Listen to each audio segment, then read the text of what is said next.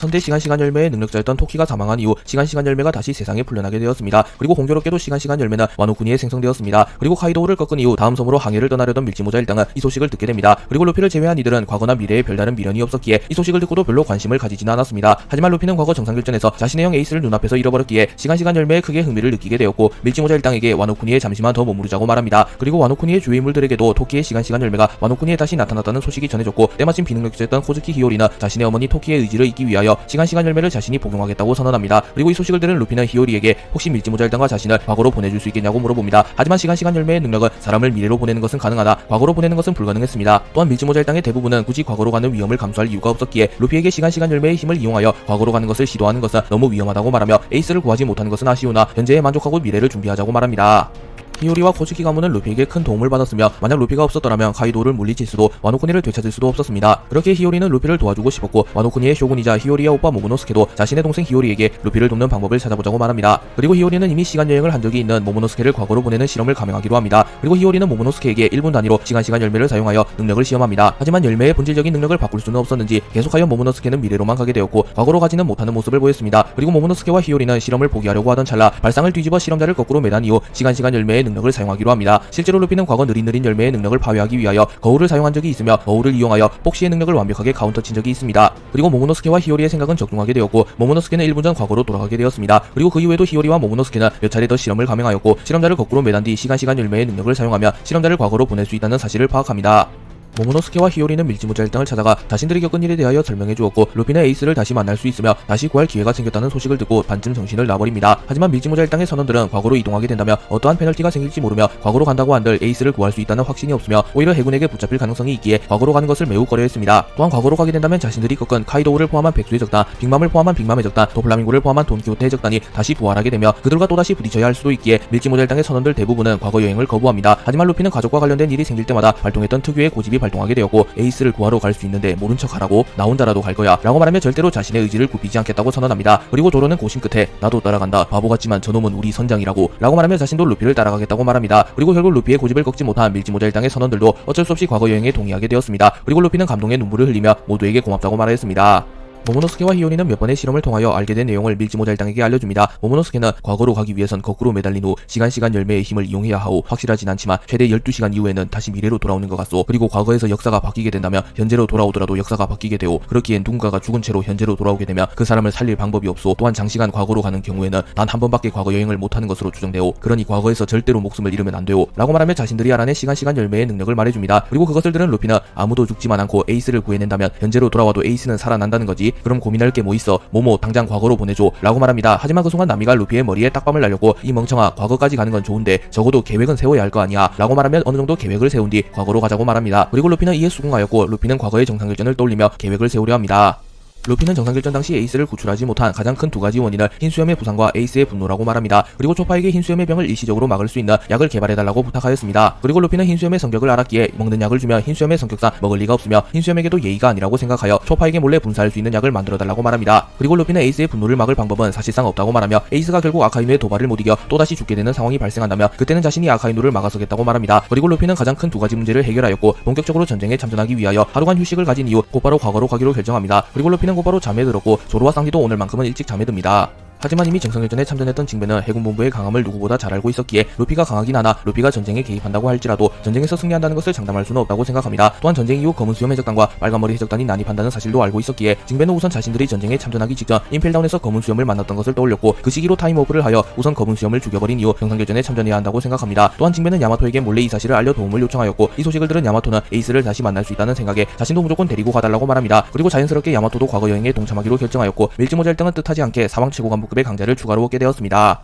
마침내 결전의 날이 다가왔고 루피는 과거로 가기 이전 마지막으로 밀지모자 일당을 소집하여 최종 회의를 개최합니다. 그리고 루피는 과거로 가게 된 이후 해군의 감시가 느슨해진 틈을 타 징베의 칠무의 칭호를 이용하여 정의의 문을 개방한 뒤 임펠다운에 잠입하자고 말합니다. 그리고 당시 징베는 칠무였기에 징베의 칭호를 이용하며 안정적으로 임펠다운에 침입하는 것이 가능했습니다. 참고로 원래 임펠다운에 잡혀있던 징베는 미래의 징베가 과거로 오게 됨으로써 사라지게 되었기에 당시 임펠다운에 잡혀있던 징베는 시간 열매에 의하여 사라지게 되었습니다. 그리고 루피는 그곳에서 버기, 크로코다일, 이완코브 등을 구출하고 그곳에 찾아온 검은 수염을 죽여버리자고 말합니다. 루피는 검은 수염이 전쟁 막바지에 난입하는 것을 알고 있었기에 만약 검은 검은 수염을 살려두었다가 어떠한 일이 생길지 몰랐기에 이는 루피의 판단이 합리적이라고 볼 수 있습니다. 그리고 루피는 임펠다운에서 티치를 죽인 이후 곧바로 마린포드로 향한 이후 에이스 구출에 사력을 다하자고 말합니다. 그리고 조로, 쌍디, 징베를 제외한 이들은 해군대장 특히 아카이누를 조심해 에이스의 목숨만큼이나 너희들의 목숨 역시 소중하다. 이번 과거 여행에서 아무도 죽지 말자 라고 말하며 선장다운 모습을 보여줍니다. 그리고 이후 야마토가 나타나 자신도 시간 여행에 참가한다고 말하였고 루피는 야마토의 강함과 야마토와 에이스와의 추억을 익히 알고 있었기에 이를 수락합니다. 밀지모자 일당은 마음만의 준비를 마쳤고 히오리는 밀지모자 일당과 야마토를 거꾸로 매단 이후 시간 열매의 능력을 사용합니다. 그리고 밀지모자 일당은 과거로 오는데 성공하였고 밀지모자 일당과 야마토는 어느 섬에 떨어지게 됩니다. 그리고 그 섬은 다행히도 임펠다운의 근처였고 한편 미래의 밀지모자 일당이 과거에 나타나며 과거에 존재했던 밀지모자 일당은 잠시 사라져버렸습니다. 그리고 밀지모자 일당은 과거로 온 이후 곧바로 임펠다운으로 향하기로 결정하였고 징베를 제외한 모든 인원은 배에 숨어서 대기합니다. 그리고 마침내 정의의 문에 다다르게 되었고 징베는 칠무의 권한으로 정의의 문을 열어달라고 말합니다. 그리고 해군 측에서도 흰수염과의 전쟁을 앞두고 다른 곳에 한눈 팔 시간이 없었기에 징베의 말만 듣고 별다른 확인 절차를 거치지 않은 이후 정의의 문을 개방해 주었고 밀지모자 일당은 임펠다운에 도달하게 되었습니다. 루피는 임펠다운에 도달하자마자 폐양색 피기를 사용하여 임펠다운을 지키고 있던 해병들을 모조리 기절시켰고 임펠다운의 문을 부숴버린 뒤 임펠다운으로 들어갑니다. 그리고 루피는 순조롭게 레벨 2까지 진입하게 되었고 그곳에서 버기를 만나 길 안내를 부탁합니다. 그리고 루피와 버기는 다시 한번 합을 맞추며 임펠다운을 휘젓기 시작하였고 루피는 빨리 임펠다운 레벨 6에 도달하여 티치가 죄수들을 풀어주기 이전에 쇼부를 보려 합니다. 그리고 마젤란은 티치와 루피가 동시다발적으로 임펠다운에 침입했다는 소식을 듣고 임펠다운 간수장 시류를 풀어준 이후 시류에게는 검은수염 해적단을 추적하라고 말하였고 자신은 밀지모자 일당을 추적하겠다고 말합니다. 그리고 루피는 빠른 속도로 임펠다운을 돌파하며 결국 레벨 5에 도달하게 되었고 그곳에서 마젤란과 만나게 되었습니다.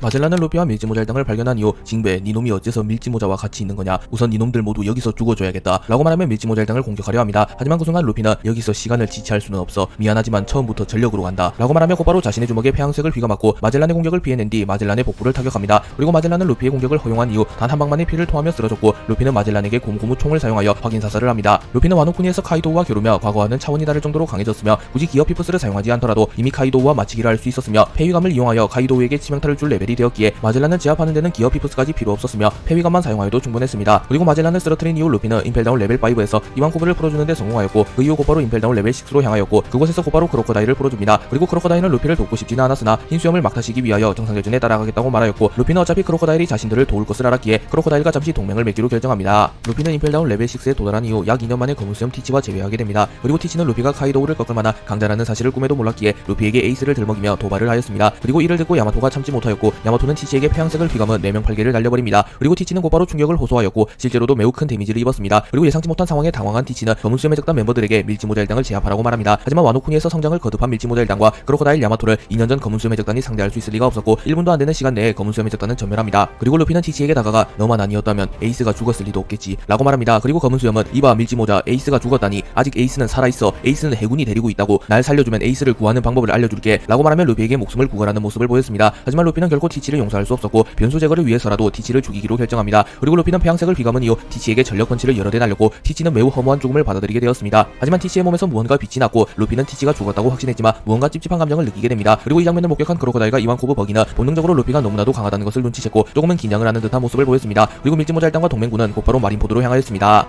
루피는 티치를 처단한 이후 곧바로 마린포드로 향하였고 결국 전쟁이 시작된 직후 마린포드에 도착합니다. 그리고 루피는 마린포드에 도달하자마자 아직 살아있는 에이스를 보고 기쁨의 눈물을 흘렸고 에이스! 라고 소리를 지릅니다. 그리고 그것을 본 생고쿠는 또 네 가족이다 거프 라고 말하며 거프를 꾸짖었고 거프는 루피를 보고 매우 놀라는 표정을 지었습니다. 또한 흰수염은 루피를 바라보며 밀지모자 에이스의 동생인가 라고 말합니다. 그리고 에이스는 루피를 발견한 이후 바보야 어서 돌아가, 널 죽게 만들 순 없어 라고 외쳤고 루피는 에이스 나 이제 강해졌어 라고 말합니다. 그리고 마린포드에 도달하자마자 크로커다일이 밀지모자 너와의 계약은 끝났다 라고 말한 뒤 곧바로 흰수염의 뒤통수를 노렸고 루피는 매우 빠른 속도로 흰수염에게 접근한 뒤 크로커다일을 땅에 쳐박아 버립니다. 그리고 루피는 힘조절 실패 라고 말하였고 크로커다일은 단 한 방만에 꽤 큰 데미지를 입었으며 나와 싸운지 고작 몇 개월 만에 이렇게 강해진 건가, 방금 그 펀치는 도대체 무엇인가 라고 말하며 루피의 펀치를 보고 감탄하는 모습을 연출합니다.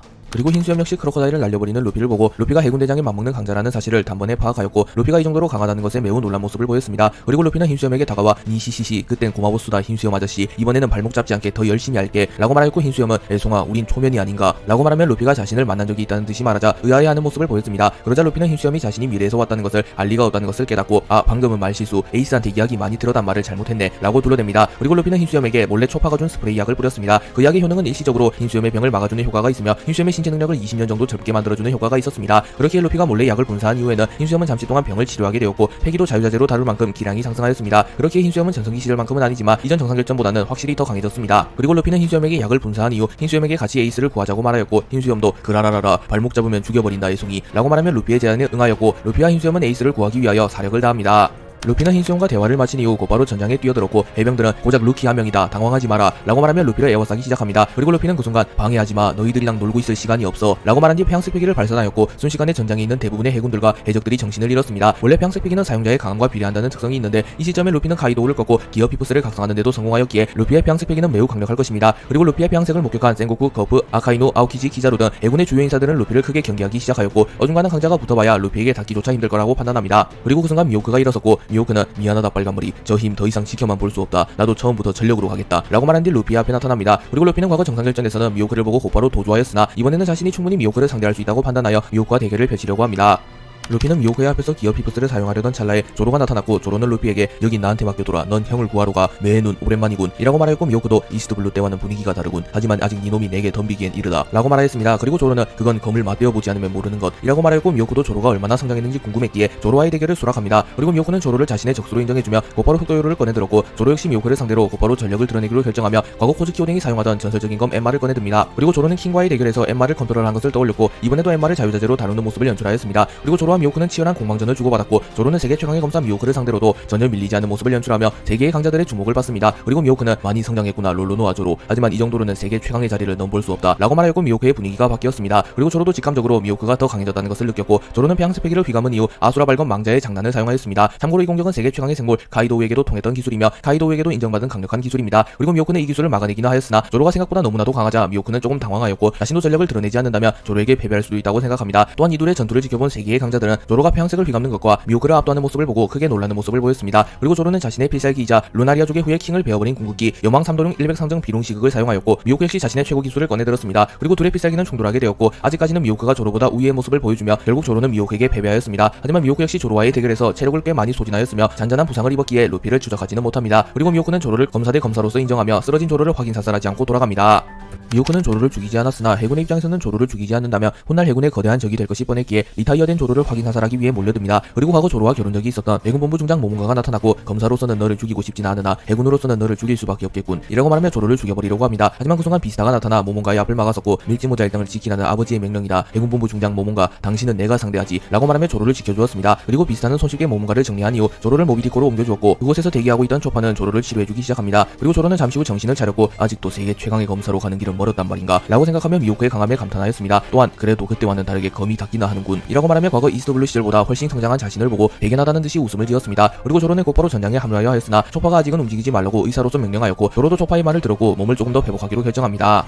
징베는 정상결전에 이미 참전한 경력이 있으며 결과적으로 에이스를 구출한 것까지는 성공하였기에 우선은 체력을 비축해두었다가 에이스를 탈환한 이유를 도모하기로 결정합니다. 그래서 징베는 흰수염 해적단 장당들과 함께 해군의 병사들을 처리하며 시간을 끌고 있었습니다. 하지만 그 순간 징베의 눈에 모리아가 포착되었고 징베는 더 강해지기 이전에도 이미 모리아에게 승리했던 기억이 있기에 이번에도 자신이 모리아를 처리하기로 결정합니다. 그리고 징베는 모리아의 앞에 다가갔고 모리아는 징베를 좀비 병사로 만들겠다고 말하며 징베를 공격합니다. 하지만 징베와 모리아의 격차는 너무나도 심했기에 징베는 모리아의 공격을 가볍게 피해낸 이후 어인 가라떼를 사용하여 모리아에게 치명타를 입힙니다. 그리고 이후 모리아가 휘청거리자 징베는 기회를 놓치지 않고 어인 뉴스 썰물 한판 어거치기를 사용하여 모리아를 손쉽게 제압해버립니다.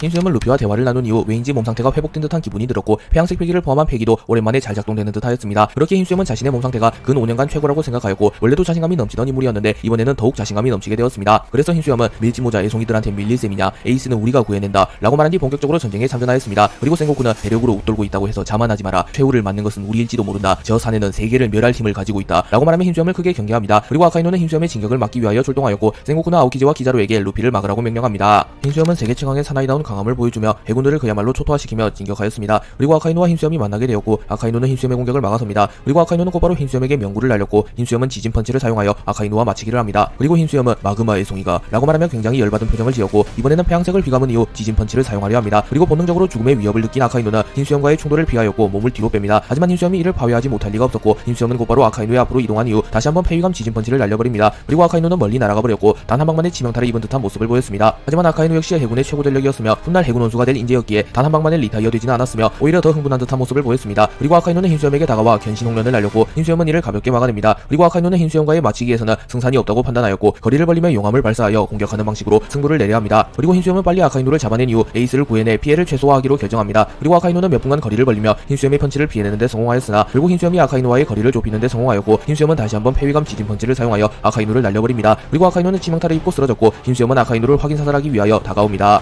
하지만 그 순간 거푸가 날아와 흰수염을 막아섰고 거푸는 흰수염에게 옛날 생각이 나는구만 흰수염이라고 말하였고 흰수염도 거푸 그래 니놈이 있었지 라고 말합니다. 그리고 흰수염은 거푸를 상대하며 아카이누를 확인사살하는 것은 불가능하다고 판단하였고 거푸와의 싸움에 집중하기로 결정하였습니다. 그리고 두 캐릭터는 오랜 기간 바다에서 경쟁하였던 사이였기에 서로의 강함을 누구보다 잘 알고 있었습니다. 그렇기에 두 캐릭터는 전투 초반부터 전력을 다하여 빠르게 승부를 결정짓겠다고 생각하였고 거푸와 흰수염은 전투 초반부터 전력으로 전투에 임합니다. 그리고 흰수염은 곧바로 폐양색을 휘감은 이후 거푸에게 지진 펀치를 날려버렸고 거푸는 무장색을 극도로 강화한 이후 흰수염의 주먹을 받아칩니다. 그리고 둘의 충돌로 인하여 마린포드 전체가 흔들렸고 해군과 해적 모두의 이목이 집중되었습니다. 그리고 거푸와 흰수염은 늙었긴 했으나 여전히 기량만 놓고 보면 사왕 이상급의 강자들이었기에 둘의 충돌만으로 해적과 해군들은 압도당하며 제대로 된 전쟁이 진행되지조차 않았습니다. 그리고 에이스는 자신이 가장 존경했던 두 명의 어른들이 자신 때문에 목숨을 건 혈투를 벌이는 것을 보고 눈물을 흘렸고 거푸와 흰수염도 자신들이 더 싸워봤자 결판을 내려면 최소 3일은 필요하다는 것을 깨닫고 두 캐릭터는 대결을 그만두기로 결정합니다. 하지만 두 캐릭터는 이 대결로 인하여 체력이 크게 소진되어 버렸고 잠시 휴식을 취하기로 결정합니다.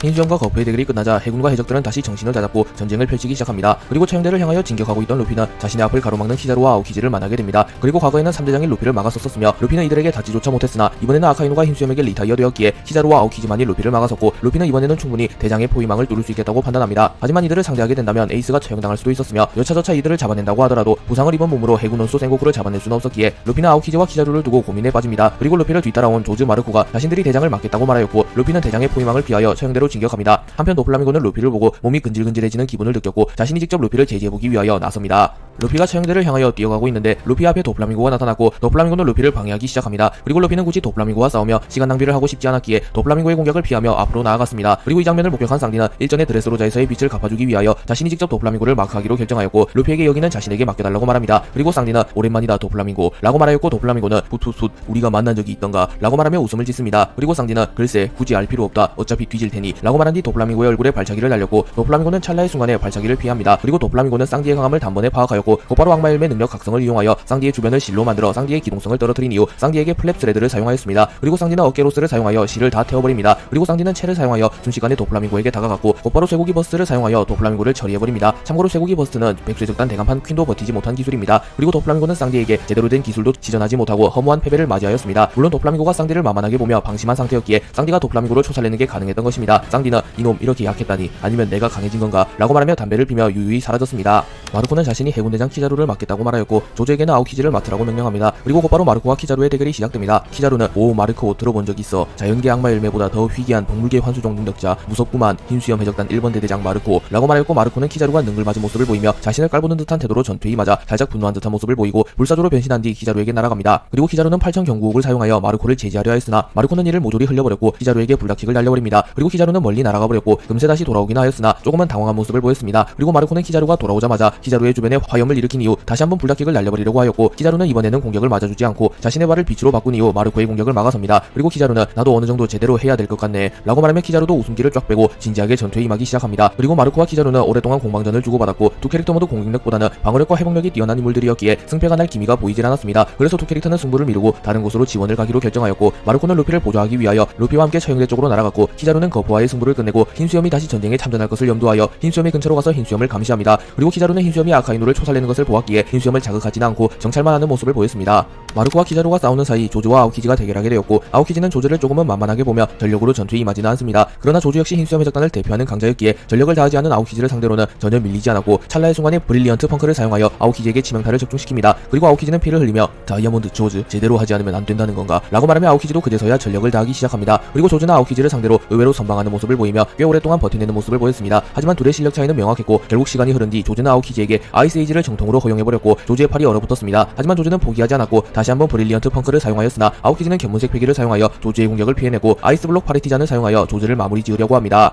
하지만 그 순간 야마토가 나타나 아오키지가 반응할 틈도 주지 않고 폐위감 4명 8개를 갈겨버렸고 아오키지는 큰 충격을 받으며 땅에 떨어집니다. 그리고 조즈는 야마토에게 누구냐고 물었고 야마토는 나는 코즈키 오뎅 에이스를 구하기 위해 왔다 라고 말합니다. 그러자 조즈는 과거 자신과 모험을 했던 오뎅을 떠올렸고 야마토의 복장을 본 이후 야마토가 와노쿠니 사람이라는 것을 추론합니다. 그렇기에 조즈는 야마토가 오뎅의 딸이라고 생각하였고 오뎅의 딸이 자신들을 돕기 위해 왔다고 생각하며 감동합니다. 그리고 조즈는 그래 오뎅은 강했지 그렇다면 너도 강하겠구나 힘을 합쳐 아오키지를 잡아보자 라고 말합니다. 그리고 야마토는 루피에게 해군대장의 강함을 들었기에 조즈의 제안을 수락하였고 야마토와 조즈는 듀오를 이루어 아오키지를 잡기 잡기로 결정합니다. 그리고 잠시 뒤 정신을 차린 아오키지가 나타났고 아라라 꼴 사나운 모습을 보였군. 근데 그쪽은 누구신지? 라고 말하며 야마토에게 정체를 물었고 야마토는 다시 한번 코즈키 오뎅이라고 말합니다. 그리고 아오키지는 오뎅이 죽었다는 사실을 알고 있었기에 잠시 혼란이 오기는 하였으나 크게 신경 쓰지는 않았고 우선은 대결에 집중하기로 결정합니다. 그리고 조즈가 탱커 역할을, 야마토가 딜러 역할과 서포터 역할을 맡으며 야마토 조즈 듀오는 아오키지를 압박하였습니다. 그리고 조즈는 결정적인 순간에 아오키지를 잡아버렸고 아오키지는 조즈를 얼려버리는 데는 성공합니다. 하지만 차마 야마토의 폐위감 4명 8개를 피하지 못하였고 조즈와 아오키지는 동시에 리타이어 됩니다. 그리고 아오키지와의 대결에서 체력을 거의 다 소진한 야마토 역시 잠시 쓰러졌고 결론적으로 야마토와 조즈는 아오키지를 잡아내는 데 성공합니다. 루피는 동료들의 도움으로 처형대까지 순조롭게 도착하였고 이번에도 이나즈마의 도움을 받아 처형대에 도달할 수 있는 길을 만들어냅니다. 그리고 루피는 그 길을 따라 처형대로 향하였고 당시 해군의 주요 전력들이 거의 다 빠져있는 상태였기에 루피는 순조롭게 처형대로 향하고 있었습니다. 그리고 그것을 목격한 센고쿠는 미안하지만 이 뒤로는 갈 수 없다 라고 말하며 곧바로 부처님으로 변신하였고 루피는 저 아저씨는 해군 원수 라고 말한 뒤 자신도 전력을 드러내기로 결정합니다. 그리고 루피는 기어 피부스를 사용하였고 루피와 센고쿠는 처형대 바로 앞에서 맞붙게 됩니다. 루피가 먹은 악마 열매는 동물계 환수종 악마 열매, 사람 열매 모델 태양신 니카였으며 센고쿠가 먹은 악마 열매는 동물계 환수종 악마 열매, 사람 열매 모델 부처님이었기에 두 캐릭터의 대결은 그야말로 신들의 전쟁이었습니다. 루피는 센고쿠의 강함을 익히 알고 있었기에 곧바로 폐양색을 휘감은 이후 곰고무 총을 사용하였고 센고쿠 역시 폐양색을 휘감은 이후 충격파를 발산하였습니다. 그리고 둘의 폐양색 충돌로 인하여 하늘이 갈라져 버렸고 센고쿠는 루피가 자신과 상대할 수 있을 만한 강자라는 것을 알게 됩니다. 또한 루피 역시 센고쿠가 자신의 인생 최대의 적이었던 카이도우와 비교하여도 전혀 밀리지 않는 강자라는 것을 깨닫게 되었습니다. 그리고 이 둘의 대결을 지켜본 흰수염은 밀지모자 저 애송이 폐양색을 휘감을 줄도 아는구만 이라고 말하며 극소수의 강자들만이 가능한 폐위감을 루피가 사용하는 것을 보고 크게 놀란 듯한 모습을 보였습니다. 그리고 거푸는 루피가 어느새 자신과 대적할 만큼 성장한 것을 보고 속으로는 기뻐했으나 주변에 보는 눈이 많았기에 겉으로는 티를 내지 않았습니다.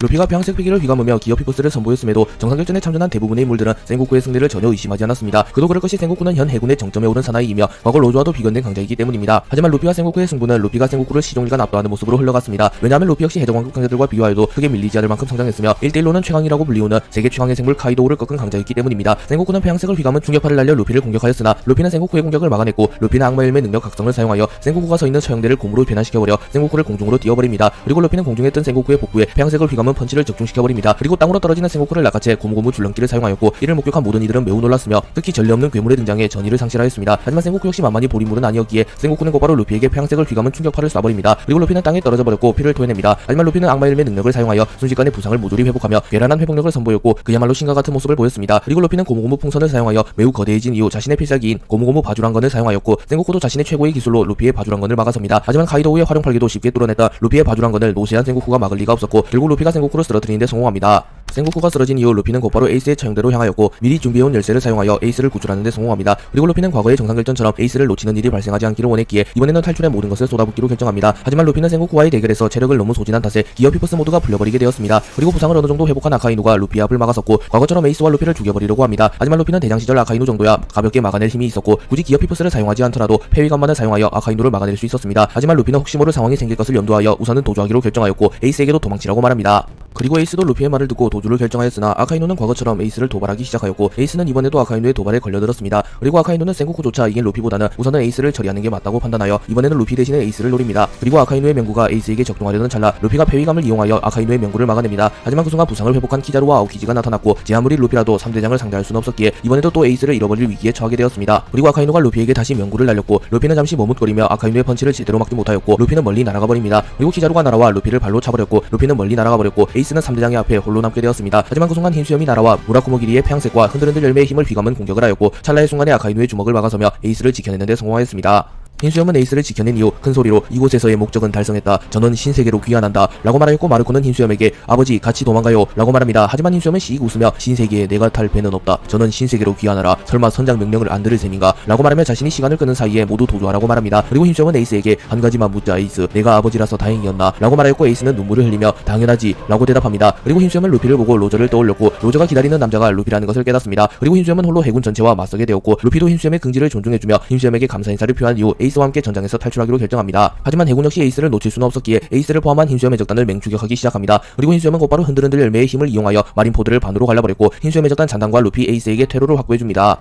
흰수염은 흰수염 해적단 잔당과 루피 에이스가 신세계로 귀환하는 것을 확인한 이후 최대한 시간을 벌어주기로 결정합니다. 그리고 흰수염은 홀로 아카이누, 아오키지, 키자루와 맞서게 되었습니다. 아카이누는 흰수염을 최단 기간에 처리하고 곧바로 에이스를 추격하려 하였으며 아오키지와 키자루도 자존심이 상당히 상해 있던 상태였기에 흰수염과 구삼대장은 전력으로 전투에 임하기 시작합니다. 그리고 흰수염은 곧바로 폐양색을 휘감은 지진 펀치를 사용하였고 아카이누와 아오키지는 힘을 합쳐 흰수염의 공격을 막아섭니다. 그리고 키자루는 곧바로 공중에 튀어올라 팔척 경공옥을 사용하였고 흰수염은 이를 피해내는데 성공합니다. 하지만 곧바로 아오키지가 아이스블록 파르티잔을 사용하였고 흰수염의 아치가 얼어붙었습니다. 그리고 그 순간 아카이누가 흰수염의 복부에 명구를 적중시켰고 흰수염은 큰 데미지를 입게 되었습니다. 그러나 흰수염은 위축되기는커녕 그라라라라 이 정도로 나를 쓰러뜨릴 수 있다고 믿었나 나는 흰수염이다 라고 말하며 순식간에 튀어올라 키자루의 복부에 지진 펀치를 적중시켰고 키자루는 땅에 박혀버립니다. 그리고 흰수염은 공중에서 낙하하며 무라쿠모기리의 폐양색을 휘감아 아오키지를 공격해버렸고 아오키지는 다리 한쪽이 절단되는 심각한 부상을 입습니다. 그리고 흰수염은 아카이노를 공격하려 했으나 아카이노는 자신의 분신을 만들어 흰수염을 속이는 데 성공하였고 다시 한번 흰수염의 복부에 명구를 집어넣습니다. 하지만 흰수염은 이번에도 아카이노의 공격을 버텨냈고 이번에는 아카이노를 공중에 던져버린 이후 아카이노의 복부에 지진 펀치를 갈겨버렸고 아카이노는 균열 속으로 떨어져버립니다. 그리고 키자루가 팔지경을 사용하여 흰수염의 앞에 나타나 빛의 속도로 발차기를 갈겨버렸고 흰수염은 멀리 날아가 버립니다. 그리고 그 순간 아오키지가 다시 한번 흰수염을 얼려버렸고 키자루는 그 얼음 속으로 팔척 경공옥을 사용하였고 흰수염도 큰 데미지를 입게 되었습니다. 아카이노는 흰수염의 공격을 맞고 균열로 빠져버렸으나 가까스로 정신을 차린 뒤 절벽에 매달렸고 마그마로 지하를 녹여버린 이후 다시 마린포드로 올라왔습니다. 그리고 아카이노는 흰수염에게 돌진하여 견신홍련을 사용하였고 흰수염은 지진 펀치를 사용하여 이를 막아섭니다. 하지만 그 순간 사이드에서 키자루가 나타나 흰수염의 다리에 로우킥을 갈겨버렸고 흰수염은 아카이노와의 힘싸움에서 밀리며 견신홍련을 그대로 뒤집어 쓰게 됩니다. 그리고 매우 분노한 흰수염은 걸리적거리는 키자루 먼저 처리하기로 결정하였고 무라쿠모기리의 폐양색과 흔들흔들 열매의 능력을 휘감은 뒤 키자루를 공격하였고 키자루는 천총무검을 사용하여 흰수염의 참격을 막아보려 하였으나 결국 실패합니다. 그리고 키자루는 흰수염의 공격을 막고 정신을 잃어버리며 흰수염의 작전은 성공하였습니다. 하지만 그 순간 아오키지가 나타나 흰수염의 팔을 얼려버렸고 아카이노까지 합세하여 세 번째 명구를 적중시킵니다. 그리고 세 번째 명구를 맞은 이후 제 아무리 흰수염이라 할지라도 더 이상 버틸 만한 힘이 남지 않았습니다. 또한 설상가상으로 초파가 만들어준 약의 효과가 거의 끝나게 되었고 흰수염은 발작을 일으키며 무릎을 꿇습니다. 그리고 아카이노와 아오키지도 자신들의 승리를 직감했으며 굳이 건드리지 않아도 흰수염은 사망할 것을 알았기에 아카이노와 아오키지도 긴장이 풀리며 자리에 주저앉습니다. 그리고 흰수염은 겨우 정신을 차린 뒤 아들들아 고마웠다. 너희들에게는 모든 것을 받았다. 제법 긴 항해를 했구나. 좋은 항해였다. 라고 말하며 흰수염의 적단 선원들에게 마지막 인사를 하였고 루피를 보며 로저에게 들은 세계의 운명을 바꿀 인물인 조이보이를 떠올리게 되었고 흰수염은 세계 정부는 언젠간 올 전 세계를 휘말리게 할 강대한 싸움을 두려워하고 있지. 그 보물은 누군가가 찾을 때 세계가 뒤집어질 것이다. 원피스는 실제로 있다. 라고 말하며 선체로 사망해버립니다.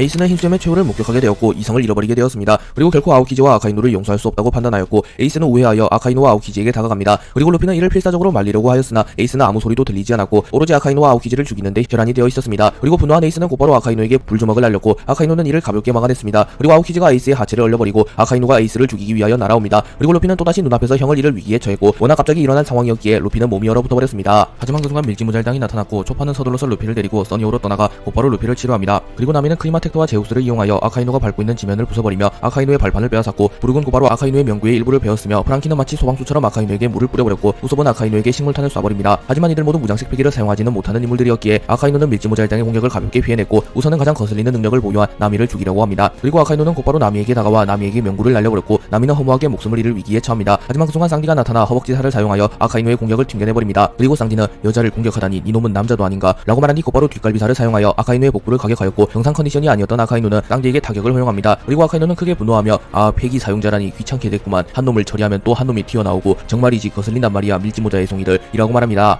그리고 자신감이 붙은 쌍디는 자신의 최고 기술인 쇠고기 버스트를 사용하여 아카이노를 리타이어 시키려고 합니다. 하지만 아카이노는 견문색 패기를 사용하여 쌍디의 공격을 피해낸 이후 곧바로 쌍디에게 견신홍련을 사용하였고 쌍디는 꼼짝없이 마그마를 뒤집어쓰게 생겼습니다. 하지만 그때 부상을 회복한 조로가 나타나 아수라 발건 망자의 장난을 사용하여 아카이노의 팔을 베어버렸고 아카이노는 마그마를 통하여 팔을 재생하기나 하였으나 팔에 심각한 부상을 입습니다. 그리고 조로는 쌍디에게 씩 웃으며 혼자서는 할 수 있는 게 없나 소용돌이 눈썹 이라고 말했고 쌍디는 늦게 온 주제 으스대지 말라고 미역머리 라고 말합니다. 그리고 두 캐릭터는 티격되기나 하였으나 확실히 위기 상황에서 루피의 양날개다운 강함을 보여주며 해군대장으로부터 루피를 구해줍니다. 그리고 그 광경을 목격한 아오키지는 아무리 아카이노라고 할지라도 조로와 쌍디를 동시에 상대하는 것은 조금은 무리라고 여겨 자신도 이 대결에 참전하기로 결정합니다. 하지만 아오키지 역시 흰수염에게 한 발을 잃었기에 현재 전투력이 매우 떨어진 상태였습니다. 조로는 쌍디에게 저 마그마 자식은 내가 맞겠다. 얼음 정도야 니놈 불러 녹일 수 있겠나 라고 물었고 쌍디는 그래 아오키지 그때의 복수를 해줘야지. 감히 나보다 로빈 양을 먼저 안다니 라고 말하며 자신이 아오키지를 맞겠다고 말합니다. 그리고 쌍디는 아오키지가 얼음인간임을 알았기에 불을 사용하면 보다 효율적으로 싸울 수 있다고 판단합니다. 또한 아오키지는 흰수염에 의하여 한 발을 잃은 상태이기에 쌍디는 아오키지의 능력만 조심한다면 기본적인 전투에서는 자신이 앞서갈 것이라고 생각합니다. 그리고 쌍디는 곧바로 목살을 사용하여 아오키지에게 다가갔고 아오키지는 아이스블록 파르티잔을 사용합니다. 하지만 쌍디는 이를 예상하고 있었기에 월보를 사용하여 아이스블록 파르티잔을 피해냈고 곧바로 공중에서 한 바퀴 회전한 뒤 정강이살을 사용하여 아오키지의 얼굴을 차버립니다. 그리고 아오키지는 땅에 처박혀버렸고 쌍디는 기세를 이어 쇠고기 버스트를 사용하여 아오키지를 공격합니다. 하지만 아오키지 역시 쉬운 상대가 아니었기에 아오키지는 순간의 기지를 발휘하여 쌍디가 자신에게 다가오는 순간 쌍디의 발을 집중적으로 올려버렸고 쌍디의 불이 꺼집니다. 그리고 아오키지는 아무래도 니놈한테 이 스테이지는 잃은 것 같네 라고 말한 뒤 쌍디를 얼려버린 이후 곧바로 쌍디를 파괴하려 합니다. 하지만 쌍디는 찰나의 순간 전신에 불을 피워 얼음을 녹여버렸고 아오키지의 킥을 맞아준 이후 빈틈을 허용한 아오키지의 얼굴에 다시 한번 쇠고기 버스트를 꽂아놓습니다. 그리고 아오키지와 쌍디는 동시에 리타이어되며 쓰러집니다.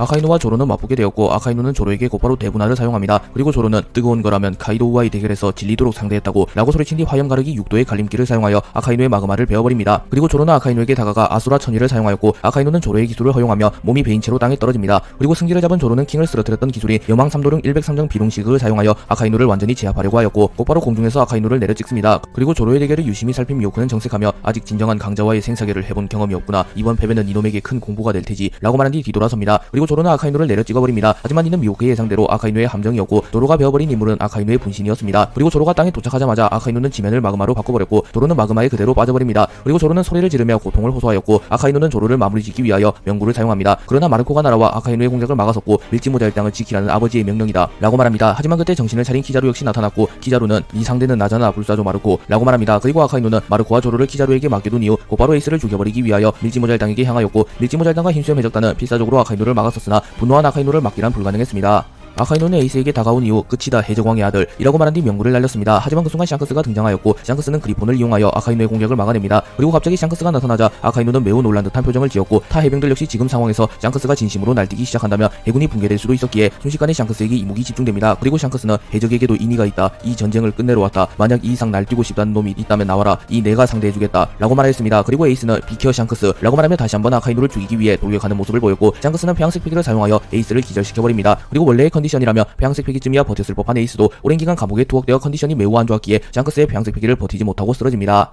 그리고 잠시 소강 상태가 이어졌고 잠시 정신을 잃었던 센고쿠가 전장에 복귀합니다. 그리고 샹크스는 센고쿠에게 자신들에게 흰수염의 시신을 양도해달라고 부탁하였고 센고쿠도 너라면 괜찮다 빨간머리 라고 말한 뒤 흰수염의 시신을 샹크스에게 넘겨줍니다. 그리고 센고쿠는 전쟁은 끝났다 부상자를 옮겨라 라고 말하며 공식적으로 전쟁이 끝났음을 선포하였고 흰수염 해적단 잔당들과 사나 해적단 밀지모자 일당 연합군 등은 서둘러 배로 복귀할 채비를 마쳤습니다. 그리고 마르코는 샹크스에게 감사 인사를 전했고 샹크스는 하루 뒤 어느 섬에서 흰수염의 장례를 치르자고 말하였고 자신은 루피와 인사를 나눈 이후 뒤따라간다고 말하였습니다. 그리고 샹크스와 루피가 재회하게 되었고 루피는 샹크스를 오랜만에 만났다는 사실과 에이스를 구해내는데 성공했다는 사실을 자각하며 울음을 터뜨립니다. 그리고 샹크스는 과거 부시아 마을에서 루피를 해왕류로부터 지켜줬을 때처럼 루피를 안아줍니다. 그리고 루피는 샹크스 이제 이 모자를 돌려줄 때가 된 것 같아 라고 말하며 자신도 어엿한 해적이 되었기에 이제 샹크스에게 모자를 돌려줄 자격이 생겼다고 말합니다. 하지만 샹크스는 루피 밀지모자는 네가 가져라 이미 네 것으로 유명하더구나 라고 말하며 복수하였고 루피도 밀지모자를 자신이 가지겠다고 말합니다. 그리고 샹크스가 이러한 말을 한 이유는 밀지모자가 해적왕의 상징이며 루피가 해적왕이 될 가능성이 높다고 생각해서인데요. 루피는 실제로 조이보이 이후 그 누구도 각성하지 못했던 전설적인 악마 열매를 각성하는 데 성공하였으며 그 능력을 사용하여 해군 원수를 상대로도 승리를 거두었기 때문입니다. 또한 샹크스는 오래전부터 루피를 보며 로저를 떠올리기도 하였기에 자신보다는 루피가 밀지모자를 갖는 게 낫다고 생각하였습니다. 그리고 샹크스는 루피와 30분가량 대화를 나눈 이후 이제 헤어지자고 말하였고 루피는 언젠간 다시 샹크스를 만나고 싶다고 말합니다. 그리고 샹크스는 떠나갔고 루피와 밀지모자 일당도 마린포드에서 벗어납니다. 나미는 에이스를 모처럼 구해냈는데 마지막 인사를 안 해도 되냐고 물어보았고 루피는 안 해도 돼 어차피 에이스는 살아났으니까 이라고 말하며 웃음을 지었습니다. 그리고 루피가 진짜로 에이스를 만나지 않은 이유는 자신 역시 소중한 사람을 잃어본 기억이 있기에 현재 에이스가 얼마나 고통스러우며 자기 자신을 원망하는지 알았기에 동생으로서 자리를 피해준 것입니다. 또한 모모노스케가 말한 과거에서 머무를 수 있는 12시간이 거의 다 되어갔기에 루피가 만약 흰수염 해적단 에이스와 회포를 불다가 갑자기 사라져버리면 그것은 예의가 아니라고 생각했기 때문입니다. 그리고 결론적으로 밀지모자 일당과 루피는 과거 여행을 성공적으로 완수하였고 과거로 온지 12시간이 지나며 미래로 돌아가려 합니다. 하지만 히오리가 시간 열매를 각성하는 데 성공하며 일생에 단 한 번 영구적으로 타인을 미래로 보내는 것이 가능해졌고 밀지모자 일당은 과거의 시간을 바꾼 이후 미래로 이동하지 않고 과거에 머무르는 데 성공합니다. 그리고 루피는 의아함을 느끼며 이것도 운명인 건가 라고 말합니다. 밀지모자 일당은 정상결전 이후 신문을 통하여 세계의 여러 소식들을 접하게 됩니다. 그리고 첫 번째 신문들의 헤드라인에는 해군본부 불주먹 에이스 처형 실패, 해군본부 사실상 패배, 센고쿠 원수직 박탈, 새로운 해군 원수 펑크 하자드 대전의 승자 아카이노, 사왕 샹크스의 난입, 전쟁의 종결, 루키 몽키디 루피, 해군 원수 센고쿠마저 꺾다, 조이보이의 강림, 몽키디 루피 갑자기 등장한 초대형 신인, 흰수염 사망, 새로운 사왕은 몽키디 루피, 끝나지 않은 로저의 공포 등의 기사가 실려 있었고 정상결전에서 센고쿠를 꺾고 사실상 에이스를 탈환한 루피는 정상결전 직후 사왕에 등극하였으며 현상금도 무려 45억 베리가 되어 있었습니다. 그리고 루피가 이렇게 높은 현상금을 받은 이유는 카이도우를 꺾을 땐 세계 정부에서 니카의 존재를 감추기 위하여 현상금을 고의로 낮게 책정했으나 이번엔 루피가 전 세계 앞에서 니카 모드를 보여주었기에 어느정도 루피의 현상금을 낮게 책정하지 못했던 것입니다.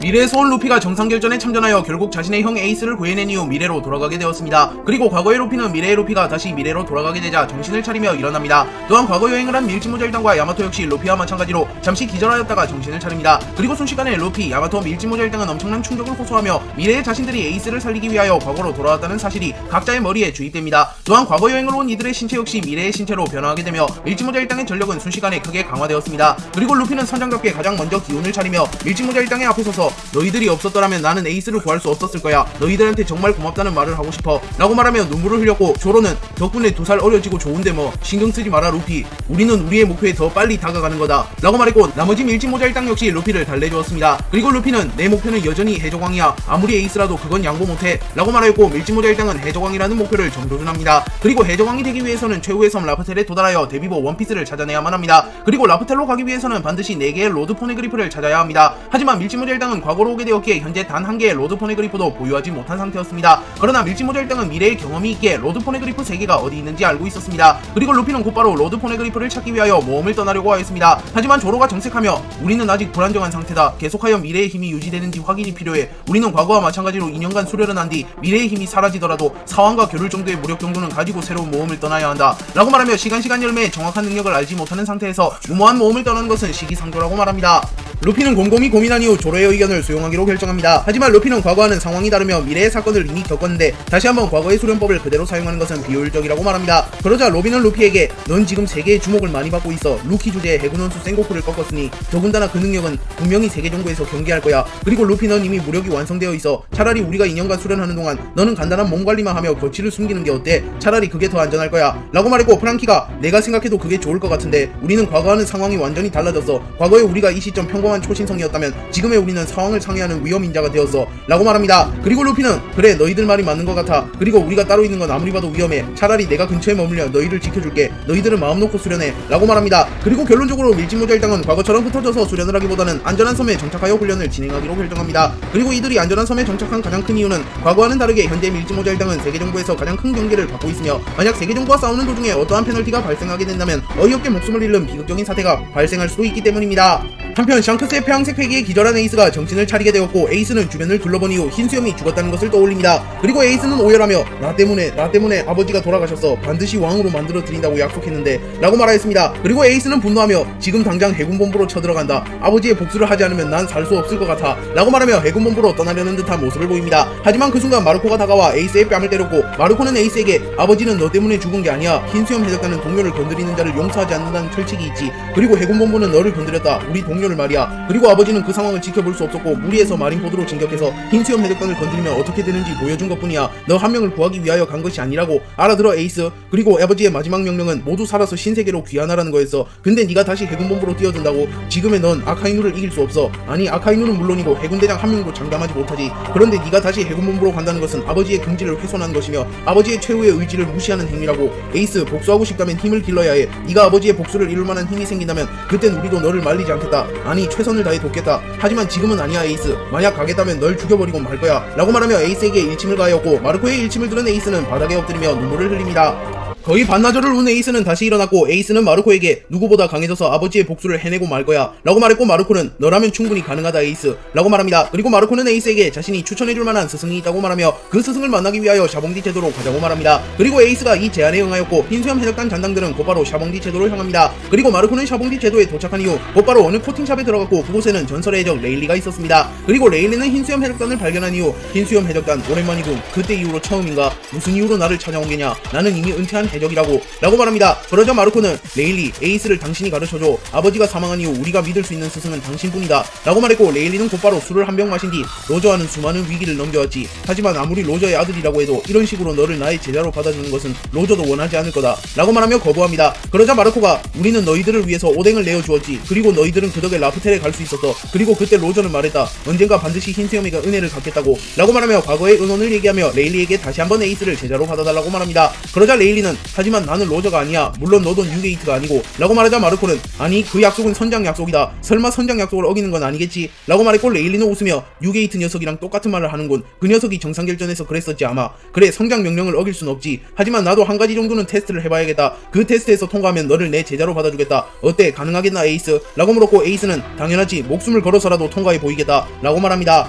레일리는 에이스에게 일주일 뒤 니놈이 5분 안에 날 한 대라도 때린다면 너를 나의 제자로 받아주겠다. 물론 나는 최선을 다할 생각이며 절대로 봐줄 생각이 없다. 그리고 실패한다면 다시 기회를 주지 않을 것이야. 또한 그 이후에도 나를 귀찮게 한다면 나는 흰수염 해적단을 몰살시킬 수밖에 없어 라고 말했고, 에이스는 그런 거라면 지금도 가능하다고 라고 소리쳤고, 레일리는 하하하 로저의 자식 아니랄까봐 급하구만. 그래 너도 나와의 격차를 알 필요가 있겠지. 딱 1분만 체험을 시켜주지 라고 말합니다. 그리고 에이스는 곧바로 레일리에게 불주먹을 뻗으나 레일리는 이를 매우 쉽게 피한 이후 곧바로 에이스의 복부에 주먹을 꽂아넣습니다. 그리고 에이스는 단 한 방만에 정신이 혼미해졌으며 피를 토하는 모습을 연출합니다. 그리고 레일리는 내 힘의 20%도 쓰지 않았다네 라고 말했고, 에이스는 흥분을 감추지 못하며 다시 한번 레일리에게 달려들었고 순식간에 레일리에게 수차례 주먹을 날립니다. 하지만 레일리는 에이스의 주먹을 기다리는 것조차 지루하다는 표정을 지으며 매우 쉽게 에이스의 주먹을 모조리 피해냅니다. 그리고 레일리는 곧바로 자신의 주먹에 폐양색을 피감은 이후 에이스의 앞면을 노렸고, 그 순간 마르코가 날아와 레일리의 공격을 막아줍니다. 그리고 마르코는 당신 미쳤어? 방금 건 제대로 맞았다면 죽었을 수도 있다고 라고 소리치다 레일리는 정색하며 그 정도 각오도 없이 바다에 나온 거냐? 로저는 죽음 따윈 두려워하지 않았어. 그리고 그 밀짚모자 소년도 마찬가지더군 이라고 말했고, 에이스는 체념하며 그래 이제 알겠어. 나는 바다에 서기엔 너무나도 약해. 그렇기 때문에 당신의 도움이 절실해. 그렇기에 더더욱 당신의 시험을 포기할 수 없지.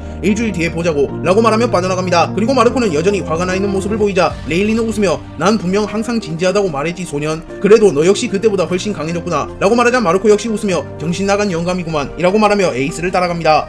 거프는 정상결전이 끝난 이후 곧바로 루피를 막지 못한 책임을 지겠다고 말하며 해군을 은퇴하려 합니다. 하지만 세계정부의 전군 총수 콩이 이를 거부하며 자네가 해군을 그만두는 것은 단순히 군인 한 명을 잃는 것과는 다르다. 해군 영웅이라는 상징성이 사라지는 거다. 가뜩이나 흰수염이 사라진 이 바다는 더욱 혼란스러워질 거다. 완전히 해군을 그만두는 건 안 돼. 형식적으로 중장직은 유지하되 일선에서 물러나라 라고 말했고, 거프는 이를 수락합니다. 그리고 거프는 콩에게 한 달간 휴가를 떠나겠다고 말하였고 오랜만에 자신의 손자 루피를 찾아가려 합니다. 그리고 거프가 루피를 찾아가려 하는 이유는 거프 역시 조이보이의 전설을 알고 있으며 로저에게 모든 사실을 전해들은 흰수염이 루피를 보고 세상을 바꿀 운명을 타고난 자라고 말한 것을 떠올렸기 때문입니다. 그리고 거프는 루피를 찾으려 하였으나 자취를 감춘 밀짚모자 일당을 찾기란 쉽지 않았습니다. 그래서 거프는 그냥 모든 섬을 다 가보자라는 황당한 생각을 떠올렸고, 거프는 운 좋게 5번째로 방문한 섬에서 초파를 발견하게 됩니다. 그리고 거프는 곧바로 초파에게 다가가 어이 사슴 루피는 어디 있나 당장 데리고 와 라고 소리를 질렀고, 초파는 갑자기 해군이 나타나자 크게 놀라며 루피가 있는 곳으로 뛰어갑니다. 그리고 거프 역시 초파를 따라 루피를 만나게 되었습니다. 그리고 루피는 할아버지 내가 에이스를 구해냈어 라고 소리를 쳤고, 거프는 이놈 그게 해군인 할아버지한테 할 말이냐 라고 말하며 루피의 머리에 꿀밤을 때려버립니다. 그러자 루피는 땅에서 대굴대굴 구르며 괴성을 질렀고, 거프는 폭소하며 센고쿠는 이런 놈한테 진 건가? 그놈도 다 됐구만 이라고 말합니다. 그리고 거프는 루피에게 에이스를 찾아가려 한다. 우리가 언제 이렇게 다시 모이겠냐 라고 말했고, 루피는 근데 할아버지 해군인데 괜찮아? 라고 물었고, 거프는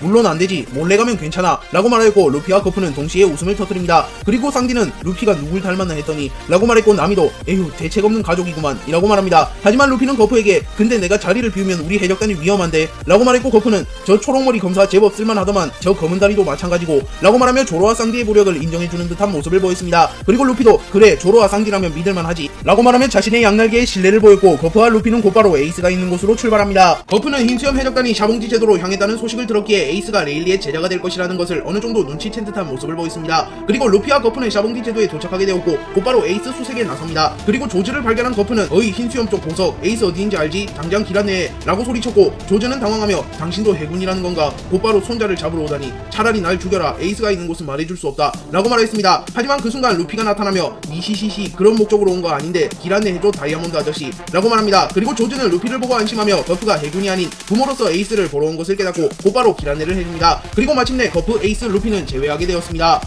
거프 루피를 본 에이스는 결국 울음을 터뜨렸고, 루피 역시 에이스를 보자마자 울음을 터뜨립니다. 그리고 루피 에이스 형제가 울자 흰수염 해적단 선원들도 가슴이 뭉클해지는 기분을 느끼며 순식간에 샤봉기 제도는 울음바다가 되려 합니다. 하지만 그 순간 거프가 루피와 에이스에게 꿀밤을 먹인 뒤 뭘 잘했다고 울어 해적놈들이 이놈들은 내가 정신교육부터 해주겠다 라고 말하자 에이스는 거프를 막아서며 할배 루피는 때리지마 라고 말했고, 에이스는 과거처럼 형 노릇을 하는 모습을 연출합니다. 그러자 루피는 웃으며 시시시시 근데 에이스 이제는 내가 더 센 것 같은데 라고 농담을 했고, 에이스는 웃으며 딱 한 달만 기다려라 다시 따라간다 루피 라고 말합니다. 그리고 거프는 진지한 표정을 지으며 에이스에게 뭘 하고 살 것이냐고 물어봤고, 에이스는 아버지의 복수 그리고 가족들의 행복 난 이 두 가지만 바라볼 거야 라고 말합니다. 그러자 거프는 그러기 위해서는 힘이 있어야 한다 라고 말했고, 에이스는 안 그래도 레일리 아저씨의 제자가 되기로 해서 물론 입단 테스트를 통과하긴 해야겠지만 이라고 말했고, 거프는 오 그렇지 레일리 그럼 샤봉디 제도에 있다고 했지 라고 말하며 정상결전 이전에 자신의 부하가 레일리가 샤봉디 제도에서 포착되었다고 말한 것을 떠올립니다. 그리고 거프는 에이스에게 레일리의 시험이 무엇이냐고 물었고, 에이스는 5분 안에 레일리를 한 대라도 타격하는 것이라고 말합니다. 그러자 거프는 거푸는 하하하 네 실력으로는 스치는 것조차 불가능하다. 에이스 그냥 해군이 되라. 내가 상부에 잘 말하면 해군이 될 수 있을 거다.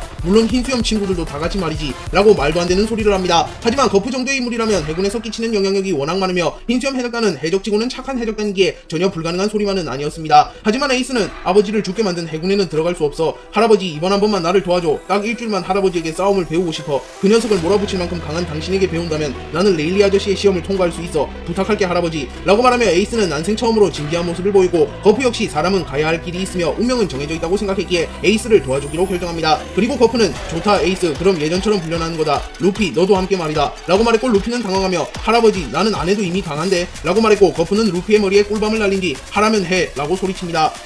거푸와 에이스 루피는 오랜만에 함께 수련을 하기로 결정하였습니다. 그리고 거푸는 평소처럼 가벼운 모습이 아니라 진중하고 냉철한 모습을 보이며 진지하게 루피와 에이스를 수련시켜주려 합니다. 그리고 거푸는 에이스에게 놈은 로저 흰수염과 비교하여도 밀리지 않는 전설의 해적이라고 불린 인물이다. 지금의 너는 그놈에게 스치는 것조차 불가능하다 라고 말했고 에이스는 좌절하며 거푸에게 해결책을 제시해달라고 말했고 거푸는 평범한 사람이라면 절대로 불가능하겠지만 그 녀석의 피를 이은 너라면 가능하겠지. 에이스 인간이 가장 빠르게 성장하는 법이 무엇인지 아나? 바로 목숨을 건 생사결을 하는 것이다. 지금부터 넌 일주일간 나와 매일 싸운다. 물론 그 과정 속에서 부상을 입거나 심할 경우 사망할 수도 있다 라고 말했고 에이스는 죽음 따위를 두려워하는 인물이 아니었기에 거푸의 훈련 방식을 따라가기로 결정합니다.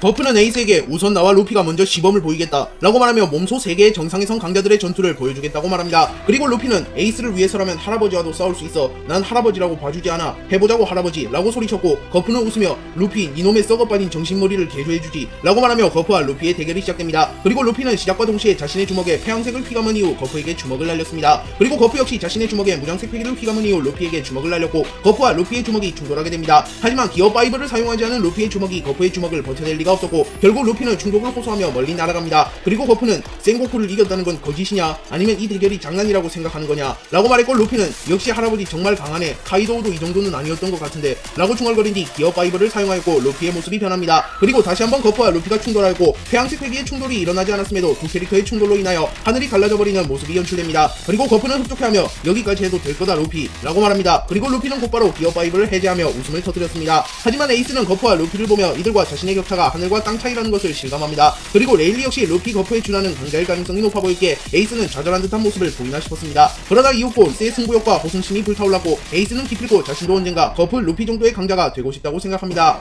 거푸는 에이스에게 시범을 보여준 이후 곧바로 에이스와의 훈련에 돌입하였습니다. 그리고 거푸는 에이스에게 지금부터 전력으로 와라. 나도 봐주지 않고 할 테니 물론 죽지 않을 정도로는 힘 조절을 해주겠다 라고 말합니다. 그리고 곧바로 에이스는 이글이글 열매의 능력을 사용하여 거푸에게 불주먹을 날렸고 거푸는 이를 가볍게 피해낸 이후 순식간에 에이스에게 다가가 에이스에게 핵펀치를 날려버립니다. 그리고 에이스는 단 한 방만에 정신을 잃을 뻔하였으나 자신을 희생한 흰수염을 떠올리며 다시 일어섭니다. 이후 에이스는 일주일간 거푸에게 계속하여 덤벼들었고 세계 최강의 강자의 속도에 익숙해지기 시작합니다. 실제로 원피스 세계관에서 가이도우에게 계속하여 덤빈 야마토가 자연스럽게 매우 강해진 사례가 있었기에 이러한 훈련 방법은 충분히 효과적이라고 볼 수 있습니다. 그리고 일주일이 지나자 거푸는 훈련을 종료하자고 말하였고 에이스에게 고기를 잔뜩 먹인 이후 레일리를 찾아가라고 말합니다. 그리고 거푸는 로저 니 아들놈이라 그런지 성장하는 속도가 남다르구만. 일주일 전까지 패기도 못 쓰던 놈이 나에게 주먹이 닿는다면 믿을 수 있겠는가 라고 말하며 과거 자신의 라이벌 로저를 떠올리며 에이스가 해적왕 로저의 피를 이어받았기에 일주일 만에 폭풍 성장을 이뤄냈다고 말합니다. 거푸와의 특훈이 끝난 이후 에이스는 곧바로 레일리를 찾아갔습니다. 그리고 운명적인 시험의 결과를 확인하기 위하여 거푸, 루피, 흰수염 해적단 선원들도 에이스와 함께 동행합니다. 그리고 레일리는 갑자기 해군 영웅 거푸가 등장하자 놀라기나 하였으나 거푸가 에이스의 양할아버지라는 것을 알았기에 거푸가 에이스를 도와줬다는 것을 어렴풋이 눈치챕니다. 그리고 루피는 레일리를 보자마자 달려가 레일리 라고 말한 뒤 레일리에게 안겼고 레일리는 왔는가 루피 역시 너한테 그 모자는 잘 어울린구나. 마린포드에서의 전쟁은 잘 보았다. 역시 네가 로저가 기다리던 그 남자가 맞았군 이라고 말하며 루피가 로저를 대신하여 세계 정부를 부숴버릴 남자라는 것을 확신합니다. 그리고 레일리와 거푸도 인사를 나누었고 거푸와 레일리는 비록 해적과 해군이었으나 한 시대를 함께 풍미한 전우나 다름없었기에 두 캐릭터는 웃으며 인사를 나누는 모습을 연출합니다. 그리고 레일리는 그럼 이제 본론으로 가볼까? 5분이다 에이스. 네가 로저의 아들이라면 보여줘봐라 라고 말했고 에이스는 내 아버지는 흰수염밖에 없다고 말했을 텐데 라고 말하며 곧바로 레일리에게 덤벼듭니다. 그리고 에이스는 무리하여 공격을 집어넣기보다는 차분하게 전투를 진행하는 모습을 연출하였으며 일주일 사이 거푸와의 훈련을 통하여 훨씬 강해진 모습을 보이며 레일리를 몰아붙입니다. 하지만 전설의 해적 레일리의 벽은 높았기에 레일리는 에이스의 공격을 모조리 피해내는 모습을 연출합니다. 그리고 레일리의 시험이 끝나기 5초 전 에이스는 각성을 거듭하는데 성공하였고 매우 빠른 속도로 레일리의 안면에 타격을 넣는데 성공합니다. 그리고 레일리는 에이스가 최후의 일격을 날릴 때 에이스에게서 로저의 형상을 보게 되었습니다. 그리고 결론적으로 에이스는 레일리의 시험을 통과하게 되었고 레일리는 에이스를 자신의 제자로 받아들이기로 결정합니다. 에이스가 레일리의 시험에 통과하자 루피와 흰수염 해적단은 환호하였고 거푸도 흐뭇한 듯이 웃음을 짓습니다. 그리고 레일리는 곧바로 에이스에게 오늘부터 훈련을 시작한다고 말하였고 루피와 거푸는 에이스에게 작별 인사를 하고 떠나가려 합니다. 그리고 루피는 에이스에게 에이스 2년 뒤에 샤봉디 제도에서 보자. 나도 형도 더 강해지는 거야 라고 말했고 에이스는 좋다 루피 2년 후엔 내가 다시 널 넘어서마 라고 말합니다. 그리고 거푸는 에이스에게 진지한 표정을 지으며 에이스 나는 아직도 네가 해군이 되었으면 하고 있다. 하지만 네가 정한 운명이 해적이라면 너의 길을 응원하겠다 라고 말하며 덕담을 해줍니다. 그리고 곧바로 거푸는 해군본부로 돌아가고 루피는 밀치모자 일당이 머무르고 있는 섬으로 돌아갑니다. 사본은 정상결전이 끝나기 이전에는 과거의 기억을 잃었던 상태였습니다. 하지만 정상결전과 관련된 뉴스를 읽으며 계속하여 루피와 에이스의 얼굴을 보게 되었고 그제서야 잊고 있었던 과거의 기억들을 떠올립니다. 그리고 결론적으로 해군에게 붙잡힌 에이스가 루피의 활약으로 마린포드에서 도주했다는 것을 알게 되었고 사본은 기쁨의 눈물을 흘립니다. 하지만 사본은 혁명군의 일도 중요했기에 당장 에이스나 루피를 만나러 가지는 못했고 훗날 다시 형제들이 모이기를 기약했습니다. 그리고 에이스가 죽지 않았기에 이글이글 열매가 세상에 다시 풀리는 일이 발생하지 않았고 사본은 악마의 열매 능력자가 되지는 않습니다. 그렇게 사본은 악마의 열매를 먹는 대신 패기를 더욱 단련하게 되었고 사본은 2년간의 수련을 끝낸 이후에는 악마의 열매를 먹었던 때와 비슷한 수준의 강자로 성장하게 되었으며 드래곤에 이은 혁명군을 대표하는 강자가 되었습니다.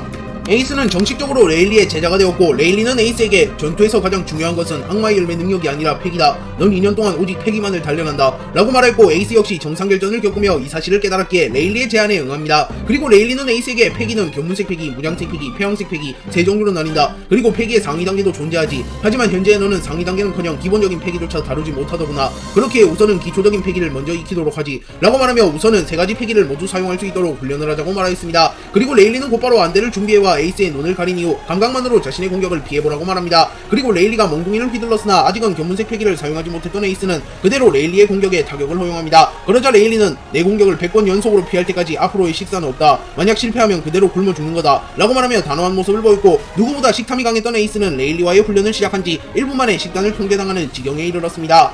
에이스와 레일리의 훈련은 시간이 가는지도 모를 만큼 연속적으로 진행됐고 훈련을 시작한 지 3일째 되는 날 에이스는 레일리의 공격을 드디어 완벽하게 피해냅니다. 그리고 레일리는 드디어 첫걸음을 뗐구나. 방금 전의 감각을 기억해라 에이스 라고 말합니다. 그리고 에이스는 이후 드디어 견문색 패기를 터득하게 되었고 실패를 거듭한 끝에 레일리의 공격을 100번 연속으로 피해내는 모습을 연출합니다. 그리고 레일리는 이제 겨우 걸음마를 뗐을 뿐이다. 다음 훈련은 무장색 패기를 다루는 훈련이다 라고 말하며 곧바로 무장색 패기를 다루는 훈련에 돌입하자고 말합니다. 그리고 레일리는 훈련에 들어가기 이전에 견문색 패기를 익히는데 성공했으니 우선은 식사를 먼저 하고 훈련을 하자 라고 말하며 에이스를 배려해줍니다. 하지만 에이스는 레일리 식사도 좋지만 나에게는 그럴 시간이 없어. 이제 겨우 패기를 다루는데 성공했는데 아직은 나 스스로가 만족할 수 없어. 세 가지 패기를 모두 완벽하게 익힌 이후 식사를 하겠어 라고 말하며 과거보다 확실히 성장한 듯한 모습을 보였습니다. 그러자 레일리는 폭소하며 그 고집 누굴 닮았나 했더니 그 녀석과 판박이구만. 로저도 무언가에 꽂히면 잠도 자지 않고 밥도 먹지 않았었지 라고 말하며 에이스의 고집이 로저를 닮았다고 말합니다. 그리고 레일리는 에이스의 부탁대로 곧바로 다시 훈련을 재개합니다.